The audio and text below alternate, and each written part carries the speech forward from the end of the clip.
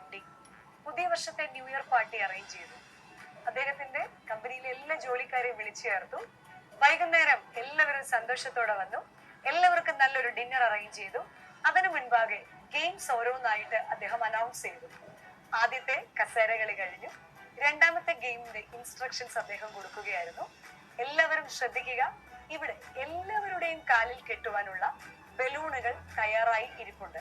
അത് കേട്ട് എല്ലാവരും തന്നെ ഓടിച്ചെന്ന് കാലുകളിൽ ബലൂൺ കെട്ടി തയ്യാറായി നിന്നു. രണ്ടാമത്തെ ഇൻസ്ട്രക്ഷൻ, എല്ലാവർക്കുമായി കൈകളിൽ കരുതുവാൻ ടൂത്ത് പിക്കുകളും ഇവിടെ തയ്യാറാണ്. എല്ലാവരും ഓടിച്ചെന്ന് ടൂത്ത് പിക്കും എടുത്തു. മൂന്നാമത് അയാൾ ഉറക്കെ വിളിച്ചു പറഞ്ഞു, അവരവരുടെ കാലിലെ ബലൂൺ പൊട്ടാതെ എല്ലാവരും സൂക്ഷിക്കേണ്ടതാണ്. Here starts the game. അദ്ദേഹം മ്യൂസിക് ഓൺ ചെയ്തു. എല്ലാവരും ധൃതി വെച്ച് ഓരോ ബലൂണുകളെ പൊട്ടിക്കാനായിട്ട് ഇങ്ങനെ ഓടുകയാണ്. അല്പനേരം കഴിഞ്ഞ് മ്യൂസിക് പെട്ടെന്ന് നിന്നു.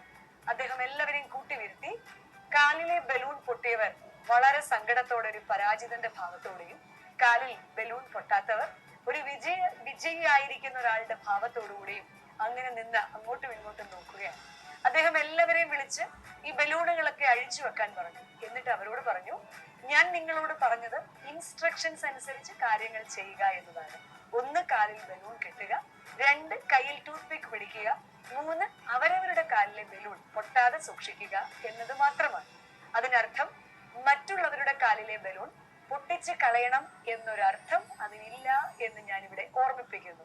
എന്നിട്ട് അദ്ദേഹം കൂട്ടിച്ചേർത്തു, പ്രിയപ്പെട്ടവരെ, നമ്മൾ എപ്പോഴും മനസ്സിലാക്കേണ്ട ഒരു കാര്യമുണ്ട്. ഒരു ജീവിതത്തിന്റെ വിജയത്തിന് അല്ലെങ്കിൽ നമ്മുടെ ജീവിതത്തിന്റെ വിജയത്തിന് മറ്റുള്ളവരെ പരാജയപ്പെടുത്തുന്നതാണ് നമ്മുടെ വിജയം എന്ന് നാം കരുതുന്നുണ്ടെങ്കിൽ അത് തെറ്റാണ്.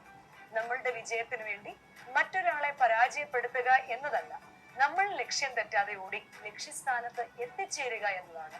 അതുകൊണ്ടാണല്ലോ ഓഷോ പറഞ്ഞത്, ആരും ആരെക്കാളും ഉയർന്നവനുമല്ല, ആരും ആരെക്കാളും താന്നവനുമല്ല. നമ്മളെക്കാൾ താന്നവനാണ് എന്ന് തോന്നുമ്പോൾ മുന്നിലുള്ളവനെ തള്ളിയിട്ട് വീഴ്ത്തണം എന്ന് നമുക്ക് പലപ്പോഴും തോന്നും. എന്നാൽ ഒന്നിച്ച് പ്രവർത്തിക്കുമ്പോൾ, ഒന്നിച്ച് ജീവിക്കുമ്പോൾ അത് സാധ്യമല്ല. എല്ലാവരും അവരവരുടെ കഴിവുകളോടുകൂടി സൃഷ്ടിക്കപ്പെട്ടവരാണ്. അതുകൊണ്ട് ഞാനാണ്, നീയാണ്. മറ്റുള്ളവരെ അംഗീകരിച്ചും മറ്റുള്ളവരെ സ്നേഹിച്ചും നമ്മൾ വിജയികളായി തീരുവാൻ, ലക്ഷ്യം തെറ്റാതെ മുന്നേറുവാൻ ഈ പുതുവർഷത്തിൽ എല്ലാവർക്കും സാധിക്കട്ടെ എന്ന്